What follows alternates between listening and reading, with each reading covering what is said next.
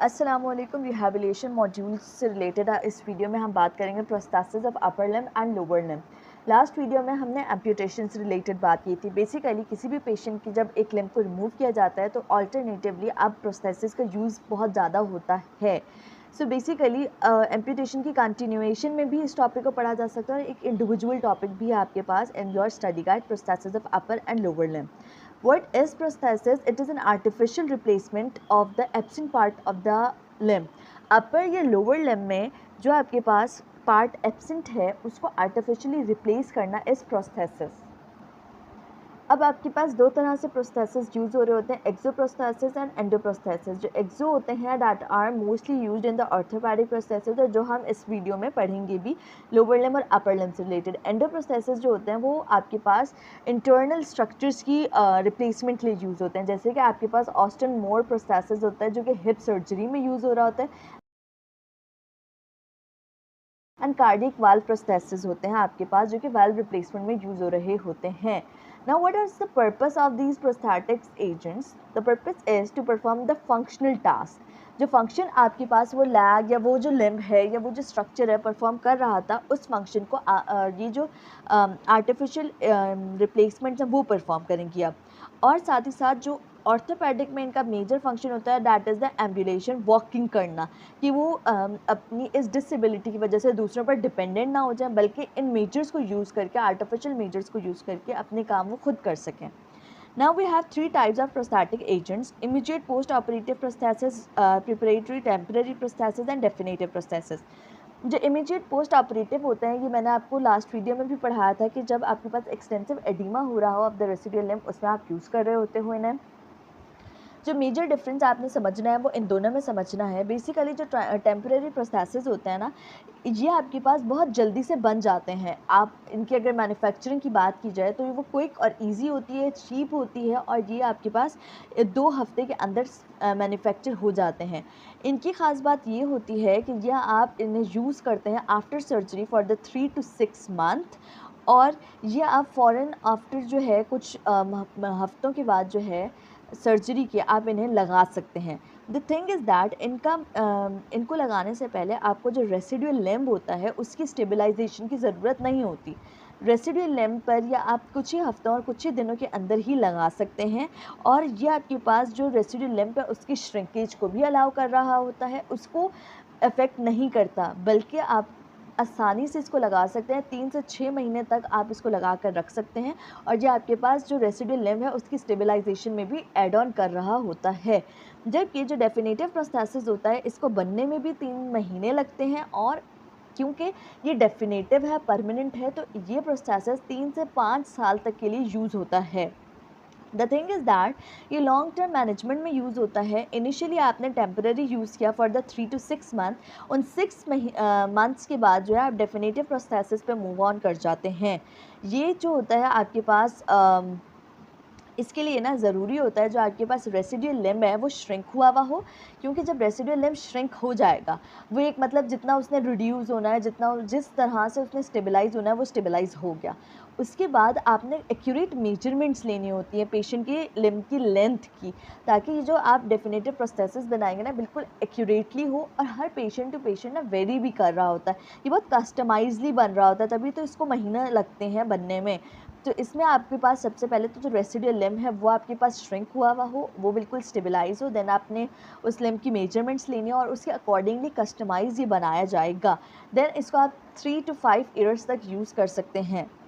The thing is that जो definitive processes होता है ये बेसिकली इसमें जो है कुछ डिफ़ॉर्मिटीज़ डेवलप हो सकती हैं या कह सकते हैं कि ये इल फिट हो जाता है अगर पेशेंट जो है जो उसका रेसिडुअल लिम्ब है वो एट्रोफाइड हो गया या फिर उसका जो है वेट गेन हो रहा है, पेशेंट का वेट लॉस हो रहा है, मतलब पेशेंट की अगर फिज़ीक में चेंजेस आएंगी तो उसकी वजह से जो आपके पास डेफिनेटिव प्रोस्थेसिस है वो इल फिट हो सकता है।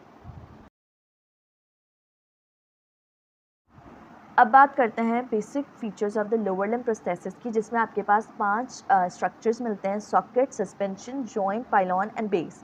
सॉकेट जो होता है ये आपके पास वो रीजन होता है जो कि वेट बेयरिंग होता है और ये आपके पास receptive area of the stump से आप अटैच कर रहे होते हो। देन सस्पेंशन जो होता है वो होल्डिंग का काम कर रहा होता है कि जो आपके पास ये पूरा प्रोस्थेसिस है उसको बॉडी से होल्ड करके रखना, उसको इधर-उधर यानी साइडवेज डिस्प्लेसमेंट या उसको गिरने से बचा रहा होता है। डिफरेंट सस्पेंशंस होते हैं, जैसे कि आपके पास रिस्ट बेल्ट होता है, वेस्ट बेल्ट होता है, या कोई ड्रिलिंग सिस्टम होता है। There are so many system जो मैं अभी आपको यहाँ पे पिक्चर्स में दिखा भी देती हूँ कि डिफरेंट सस्पेंशंस मेथड होते हैं कि जो आपके पास प्रोसेसेस जो है वो अटैच्ड है टू द बॉडी। जॉइंट जो होता है ये तब इन्वॉल्व होगा जब आपने कोई आर्टिकुलेशन के एम्पुटेशन के दौरान जो है कोई जॉइंट इन्वॉल्व किया होगा। Then we have pylon. Pylon जो होता है, जैसे कि लोअर लिम्ब की बात हो रही है, तो पाइलॉन जो होता है वो आपके पास ये सॉकेट रेसिडुअल लिम्ब और सॉकेट को जोड़ रहा होता है towards the prosthetic foot. Base जो होता है इट इज़ द वन जो कि आपके पास कॉन्टेक्ट डेवलप कर रहा होता है विद द फ्लोर। देन बात करते हैं जो ट्रांसटीबियल एम्पुटेशन होती है, that is the below knee amputation. उसकी प्रोस्थेसिस की क्या ख़ास फीचर्स होते हैं। उसका जो सॉकेट होता है वो बाहर से हार्ड होता है और अंदर से उसकी सॉफ्ट लाइनिंग होती है, और इसकी जो अलाइनमेंट होती है वो 5 डिग्री पर होती है, slide 5 degree of a knee flexion to enhance the loading. यानी एक एंगल के साथ इसको जो है नी जॉइंट के साथ लगाया जाता है ताकि लोडिंग इफेक्ट अच्छा रहे, उसकी मूवमेंट और स्टेबिलिटी अच्छी रहे। ओके, देन वी हैव कि इसमें जो है जो फ्लेक्शन है वो देने की वजह क्या है कि जो क्वाड्रिसेप मसल्स है उसको मैकेनिकल एडवांटेज दिया जा सके, उसकी स्ट्रेंथनिंग में हेल्प हो सके। जो सस्पेंशन इसमें यूज़ हो रहा होता है वो, जैसे मैंने आपको बताया, सस्पेंशन का काम क्या होता है कि वो इस प्रोस्थेसिस को गिरने से बचा रहा होता है। अब इसमें आप रिस्ट बेल्ट यूज़ कर सकते हैं, थाई कंपोनेंट यूज़ कर सकते हैं, सुप्राकंडाइलर काफ स्ट्रेप्स को यूज़ किया जा सकता है, जेल लाइनर्स होते हैं, सिलिकॉन सस्पेंशन स्लीव्स होती हैं। ये डिफरेंट आपके पास इक्विपमेंट्स होते हैं जिनको आप एज ए सस्पेंशन यूज़ करके जो प्रोस्थेसिस होता है उसको बॉडी से अटैच रखते हैं और उसको गिरने से बचा रहे होते हैं ये।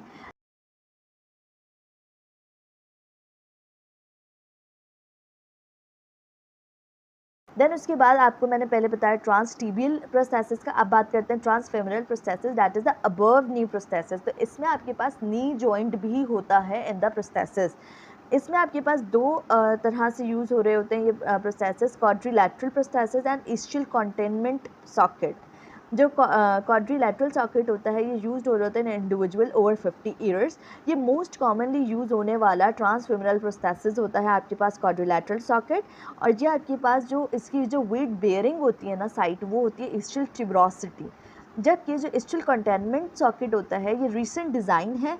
इसमें जो आपके पास ईस्चियम होता है ना वो सॉकेट के अंदर ही अटैच कर दिया जाता है, और ये आपके पास मीडियोलैटरल एंड पे नैरोअर होता है। इन दोनों के डिफरेंसेस और इनके पिक्चर्स भी साथ में शेयर कर दूंगी ताकि आपको और अच्छे से कॉन्सेप्ट बन सके।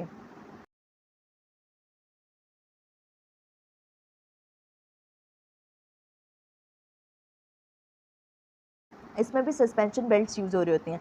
Then moving towards the foot prosthesis, जिसमें आपके पास 5 तरह के मैं आपको फुट प्रोस्थेसिस के बारे में बताऊंगी। सबसे पहले जो मोस्ट कॉमनली यूज्ड हो रहा होता है that is the solid ankle cushion heel, जो कि एल्डर्स में मोस्ट कॉमनली यूज़ हो रहा होता है। Then we have a single axis. Single axis से क्या मुराद है, ये वो प्रोस्थेसिस है जो कि एक एंगल पे मूवमेंट करने देगा, या डॉर्सीफ्लेक्शन या प्लांटर फ्लेक्शन।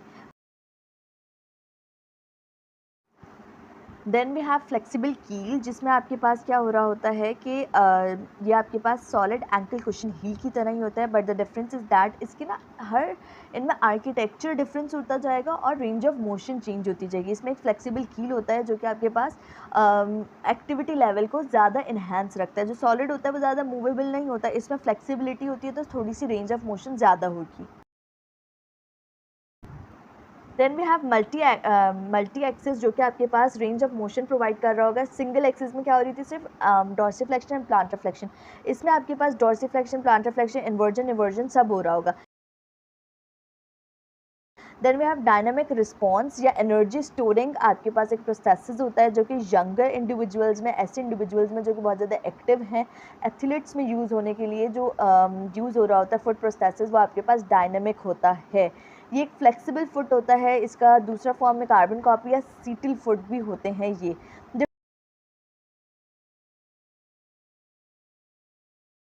डिफरेंट टाइप्स के होते हैं, but the thing is that ये एथलीट्स में जो फुट प्रोसेसेस यूज़ होता है वो डायनेमिक होता है, या एनर्जी स्टोरिंग इसका अनदर नेम है.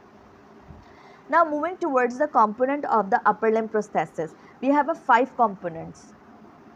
इसमें आपके पास सॉकेट होता है, अगेन वही वो वेट बेयरिंग स्ट्रक्चर जो कि आपके पास रेसिडुअल लिम्ब से अटैच्ड होता है. Then we have body of processes, then we have harness. Harness basically another name है फॉर द सस्पेंशन सिस्टम. जैसे हमने लोअर लिम्ब में पढ़ा था ना, सस्पेंशन सिस्टम के बेल्ट यूज़ हो रहा होता है, या कोई आपके पास काफ स्ट्रप यूज़ हो रहा होता है, जेल लाइनर्स यूज़ हो रहे होते हैं, सिलिकॉन सस्पेंशन हो रही थी. इसी तरह से हार्नेस जो होते हैं वो भी आपके पास सपोर्टिंग स्ट्रक्चर्स होते हैं. Then we have a controller system. Controller system की बात यहाँ पर क्यों की जा रही है, बिकॉज आगे मैं आपको ना different types of upper limb prosthesis बढ़ाऊंगी, उसमें आपको कंट्रोल सिस्टम का समझ आएगा.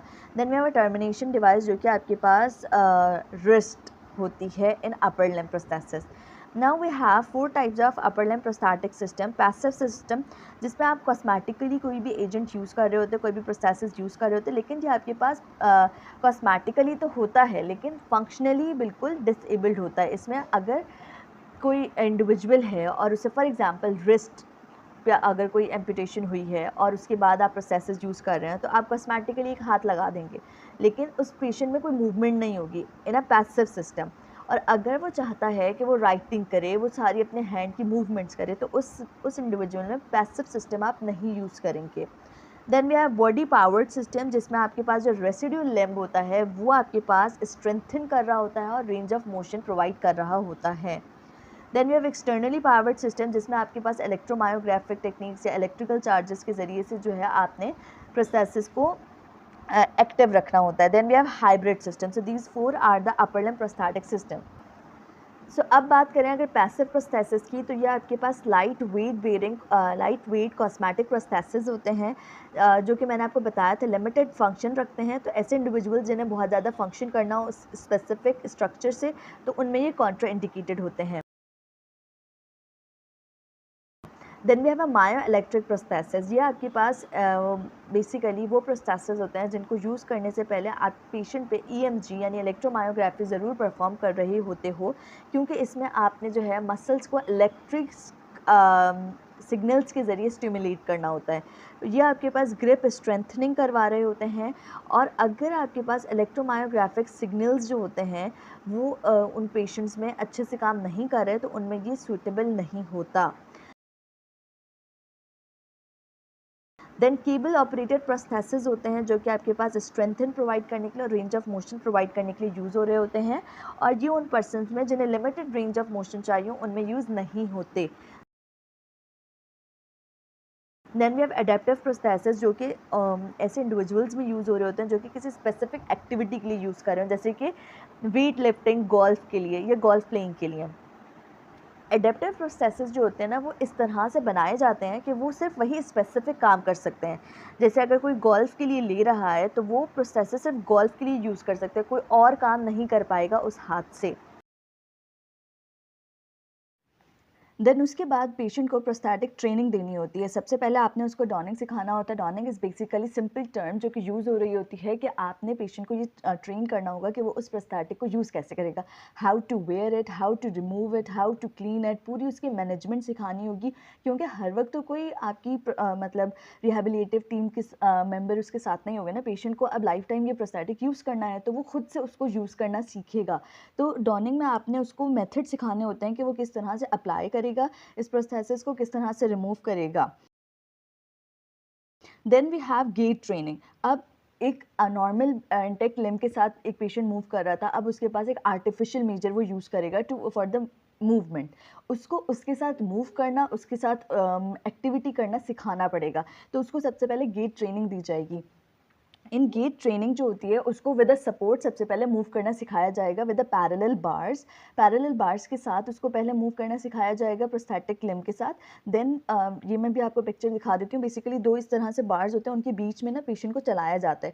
वो बार्स का फ़ायदा ये होता है कि पेशेंट को ना फॉल के चांस बहुत कम रहता है, और जो है पेशेंट अपनी दोनों लिम्ब्स पे ना इक्वली बैलेंस भी डालेंगे. ये पिक्चर आप देखेंगे तो आपको ये कॉन्सेप्ट आ जाएगा.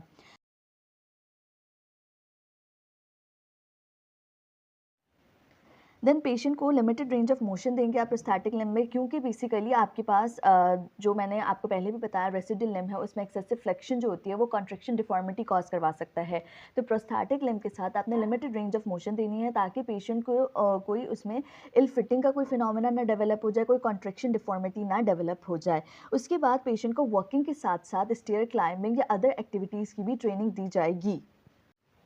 देन गेट ट्रेनिंग देने के बाद आपके पास जो प्रोस्थेसिस होते हैं उनके साथ वॉकिंग एबनॉर्मलिटीज़ डेवलप हो जाती हैं। सबसे पहले तो आपको ये समझना होगा कि नॉर्मल गेट क्या होता है।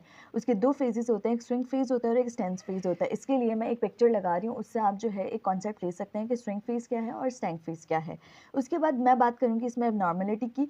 तो स्विंग फेज़ प्रॉब्लम में आपके पास ये जो आपके पास गेट प्रॉब्लम होती है, ये बिलो नी प्रोस्थेसिस में होती है। मतलब ये वो प्रोस्थेसिस होते हैं जिसमें नी जॉइंट इन्वॉल्व नहीं होता। नी जॉइंट जो होता है वो पेशेंट का इंटैक्ट होता है उसके रेसिडुअल लिम्ब में, और आपने जो है बिलो नी प्रोस्थेसिस यूज़ किया, उसके बाद ये आपके पास इन वॉकिंग डिफॉर्मिटीज़ डेवलप हो गई हैं। स्विंग फेज़ प्रॉब्लम क्या होता है कि जब आप जो है पैर को उठाकर जो है रख रहे होते हो आगे की तरफ, मतलब जो स्टेप ले रहे होते हो, तो उसमें आपने स्विंग फेस करना होता है। इस ये जो होता है आपके पास एबनॉर्मल हो सकता है उन पेशेंट्स में जिनमें प्रोस्थेसिस जो है या तो बहुत ज़्यादा बड़ा है, यानी उनके लिए साइज़ के अकॉर्डिंग बिल्कुल करेक्ट नहीं है, या फिर जो है जो हमने पहले भी बहुत अच्छे से बात पढ़ी है कि flexion deformity at the knee joint हमने जो है कंट्रोल करनी होती है। कॉन्ट्रैक्शन डिफॉर्मिटी अगर हो जाती है तो उसमें फिर प्रोस्थेसिस एडजस्टमेंट में मसला होता है। तो या तो प्रोस्थेसिस बहुत बड़ा है, या कॉन्ट्रैक्शन डिफॉर्मिटी हो गई एट द नी जॉइंट, या फिर इतना पुअर फिटिंग है आपके पास ये प्रोस्थेसिस के पेशेंट को बहुत ज़्यादा पेन हो रहा है, या सस्पेंशन जो है वो एक्यूरेट नहीं है। अब इसको करेक्ट किस तरह से किया जा सकता है? Adjustable length of the prosthesis को यूज़ करके। Then coming towards the stance phase. Stance phase में अगेन ये भी आपके पास बिलो नी प्रोस्थेसिस होते हैं। स्टेंस फेज में आपके पास 3 से 4 जो है कॉम्प्लिकेशंस या एबनॉर्मलिटीज़ डेवलप हो रही थी। सबसे पहले होता है buckling of the knee joint. Basically इसमें क्या हो रहा होता है, जो नी जॉइंट होता है वो स्ट्रेटन अप नहीं हो रहा होता जब हील ग्राउंड को स्ट्राइक कर रही होती है। स्ट्रेटन अप क्यों नहीं हो रहा होता? क्योंकि आपके पास या तो कॉन्ट्रैक्शन डिफॉर्मिटी हो रही है, या फिर आपके पास जो प्रोस्थेटिक फुट है वो सही से अलाइंड नहीं है, सही से प्रोस्थेसिस जो है वो फिट नहीं हुआ हुआ, जो उसकी जो अलाइनमेंट है वो अच्छी नहीं है। Now the third next we have is snapping back of the knee joint. अब देखें बकलिंग में क्या हो रहा है कि आपके पास नी जो है वो स्ट्रेट नहीं हो पा रही और हील जो है वो अच्छे से लग नहीं पा रही ऑन द फुट। तो इसमें क्या है कि नी थोड़ी सी इस तरह से करके फ्लेक्स्ड हुई है, ठीक है। नी पे थोड़ी सी फ्लेक्शन है जिसकी वजह से आपके पास जो मूवमेंट है वो करेक्ट नहीं है। अब इस फ्लेक्शन को करेक्ट करने के लिए आप पेशेंट को किस तरह की ट्रेनिंग दे सकते हैं कि वो क्वाड्रिसेप मसल्स जो है ना उसकी स्ट्रेंथनिंग करे, और क्वाड्रिसेप मसल की स्ट्रेंथनिंग करने में क्या होगा, वो नी को एक्सटेंडेड रखेगा ना। हाइपर एक्सटेंशन या बहुत ज़्यादा उसको एक्सटेंडेड रखने की वजह से हो सकता है कि आपके पास कोई नी के लिगामेंट में मसला आ जाए, कोई टॉर्न आ जाए, या कोई और आपके पास मज़ीद कॉम्प्लिकेशन हो जाए हाइपर एक्सटेंशन की वजह से, जिसकी वजह से snapping back of the knee joint हो जाए, या फिर आपके पास कोई popping sounds, cracking sounds develop हो जाए एट द नी जॉइंट, जो कि आपके पास सस्पेक्ट करवाती है कि नी में कोई टॉर्न आ गया है या नी में कोई और पेन। अब देखिए कोई अगर आपके पास कोई लिगामेंटस टॉर्न हो, या वैसे भी ऑस्टियोआर्थराइटिस वगैरह में आपको पॉपिंग साउंड्स वगैरह आती हैं, तो वो क्या होती हैं, पेनफुल होती हैं। सो इसमें फिर डिफॉर्मिटी तो होगी, लेकिन उसके साथ साथ पेशेंट को सिवियर पेन भी डेवलप हो सकता है। ये तब होता है जब आपके पास थाई मसल्स में मसला आ रहा हो, alignment of the socket poor हो। सो उसके बाद आ जाते हैं the very important concept of this stance phase, that is the vaulting. Vaulting जो होता है आपसे पूछा भी जाता है वॉल्टिंग क्या फिनोमेना होता है। बेसिकली किसी भी इंडिविजुअल को अगर कोई आर्टिफिशियल मेजर लगा दिया जाए, तो जाहिर सी बात है उसे यूज़ करते हुए होगा कि कहीं मैं गिर ना जाऊँ, ठीक है। वो फिनोमेना वो लगाते हुए वो क्या करता है, अपना सारा प्रेशर जो है, अपना बॉडी का वेट जो है वो अपने साउंड लिम्ब पर देता है, जो कि उसका इंटेक्ट लिम्ब है, उसके ऊपर सारा प्रेशर देता है, और उसको जो है उस पैर को अपने टोज़ पर ले आता है। टोज़ पर वो खड़ा होता है और फिर अपनी इस वाले जो एम्प्यूटेड लिम्ब है फिर उसको मूव करता है। तो दैट इज़ वॉल्टिंग। ये पिक्चर मैं आपको दिखा देती हूँ, इंशाल्लाह कॉन्सेप्ट क्लियर हो जाएगा। Then at last we have effective weight gain on the prosthesis. जैसे मैंने आपको पहले भी बताया था, जो परमानेंट और डेफिनेटिव प्रोस्थेसिस होते हैं वो आपके पास हमेशा weight of the residual limb या ओवरऑल बॉडी वेट से बहुत ज़्यादा इफेक्ट कर रहे होते हैं, क्योंकि ये आपके पास बहुत कस्टमाइज बनते हैं कि पेशेंट अगर थिन लेन है तो उसके अकॉर्डिंगली बनेगा, पेशेंट अगर ओबीज है तो उसके अकॉर्डिंग प्रोस्थेसिस बनेगा। अब पेशेंट में कोई वेट चेंजेस आ रही हैं, सो एज अ रिजल्ट आपके पास जो है ये प्रोस्थेसिस जो होंगे वो इल फिट हो जाएंगे, उनकी जो मूवमेंट है वो ठीक नहीं होगी, और पेशेंट को क्या होगा, डिफ़िकल्टी इन वॉकिंग होगी, अब वॉकिंग में मसला होगा, इल फिटिंग की वजह से हो सकता है पेशेंट गिर भी जाए और इन्फेक्शन के चांसेस भी बढ़ जाते हैं। So this is all about prosthesis of upper and lower limb. Hope so आप लोगों को समझ आया होगा। जज़ाकल्लाह।